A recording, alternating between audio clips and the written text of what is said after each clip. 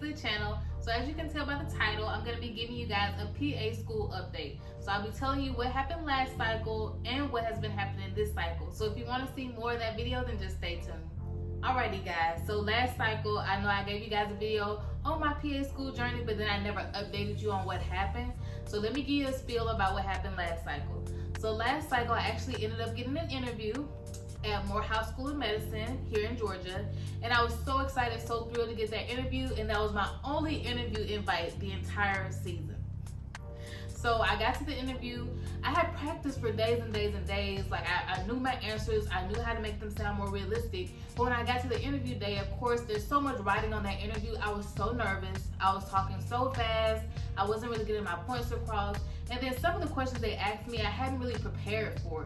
So it was kind of like I didn't know the answers to some of the questions. So I was kind of coming off the cuff. And if I'm talking too fast, I'm not really thinking about my answer. So anyway, long story short, I got waitlisted for the Morehouse School of Medicine program, and the wait list goes until this year in like June, I think. And of course, eventually I was rejected. Now, I already had applied again, so it's so funny. The day I was officially rejected, I got another email saying, you've officially submitted your verified application again this cycle. So this cycle so far, I do have one interview invite. It's at a school that is kind of far away from home. It was one of those schools where it's a development program too, so it's kind of risky for me to apply here, but I really wanted to get an interview. I really want to get in, so I decided this year I'm going to cast my net a bit wider. I did apply to most of the schools I applied to last year, which were all the ones in Georgia basically, but I also spreaded my nets to like Tennessee, Texas, and this school is in Ohio, so just randomly an Ohio school.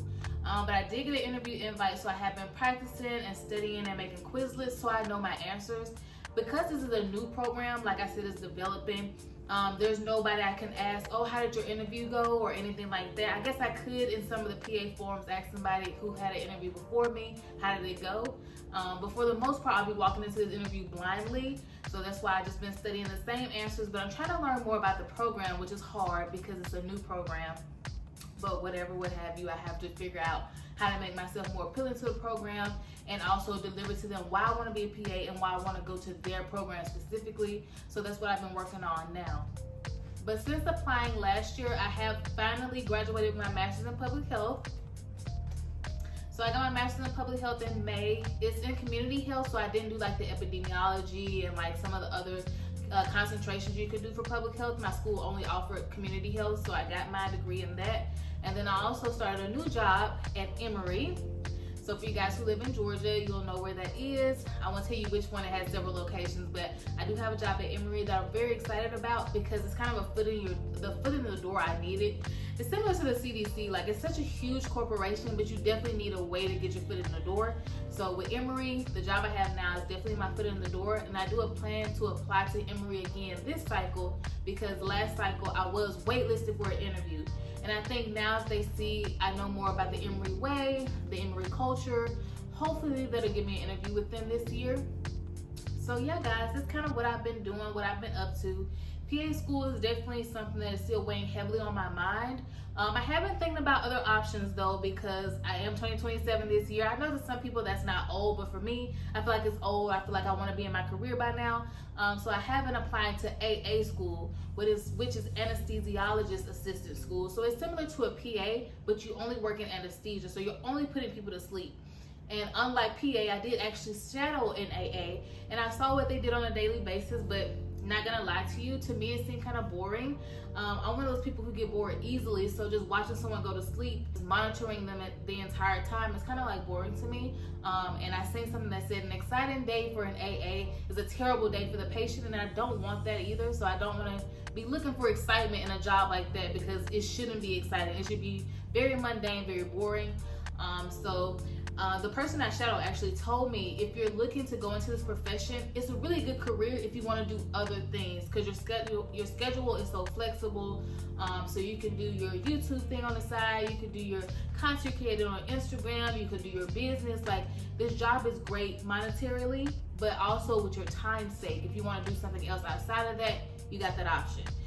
But she was like, if you want to be a PA, because that's something a lot of people are choosing between PA and AA, She understands that more if you want something that's not as mundane, if you actually see yourself growing in the career, because with an AA, after 3 years, you're just getting bonuses.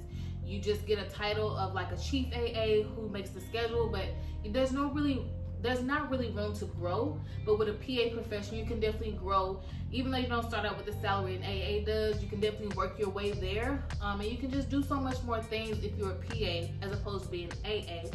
But there are bridge programs. So I did say if I was to become a PA, by the grace of God, and I felt like, okay, I've lived this PA dream, I want to become an AA now, there are bridge programs you can go through that will take you from a PA to an AA. And you can live a more relaxed, stress-free life.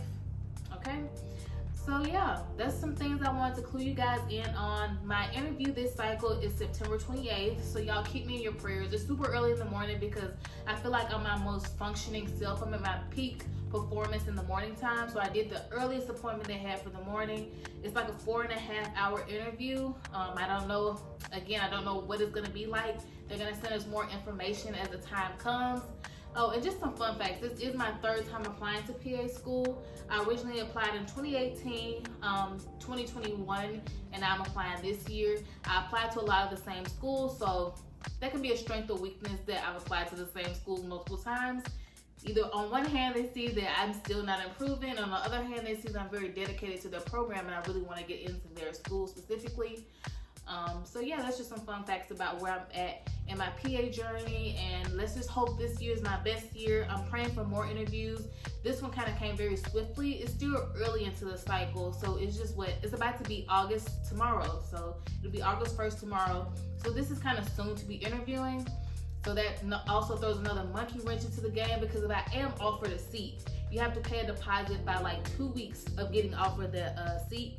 And of course, by this time, not a lot of schools are doing interviews, so it's going to be kind of picking and choosing, what I really, really want to do. But yeah, I really wanted to update you guys because I looked back at that video and I seen how well it did, and I was like, I haven't told them anything about how the cycle went last year or how it's going this year. But so far, I'm very optimistic that this cycle is going to be my best cycle. So you guys just keep me in your prayers. And let me know of any PA school resources you use, because I'm speaking it into existence. I'm going to get into school and I need to know, like, what did you use to take notes? Would you rather have an iPad and a computer, laptop, or did you get away with just having one or the other? Also, like, how did you pay for it? Because a lot of what I'm going to be using to pay for is student loans, of course, but I've taken out a bunch from undergrad and my first master's program, so I won't be getting as much money as before. And I definitely need to know other ways to subsidize the cost of living. So yeah, guys, this was just a small update about where I'm at in my journey. You guys just keep me in your prayers. And until next time, bye.